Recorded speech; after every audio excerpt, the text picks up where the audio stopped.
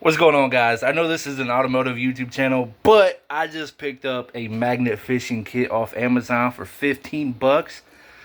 And I want to know if you guys think I should start posting up some magnet fishing videos on this channel. So I know this is supposed to be about the truck. I'm having some issues with the truck right now, and really don't feel like messing with it a whole lot right now.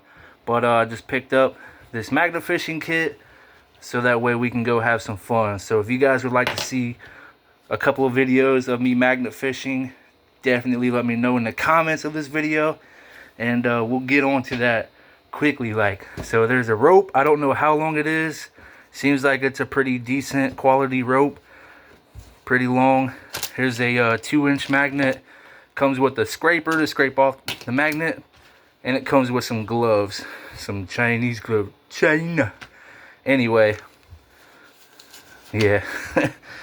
But I live in a pretty dangerous area, and I feel like the waterways throughout the area I live in might be full of criminal objects, if you know what I'm talking about. So if you guys would like to see a video of me pulling some questionable things out the water, definitely let me know. I plan on going to the ocean and magnet fishing there too. Ah, dang.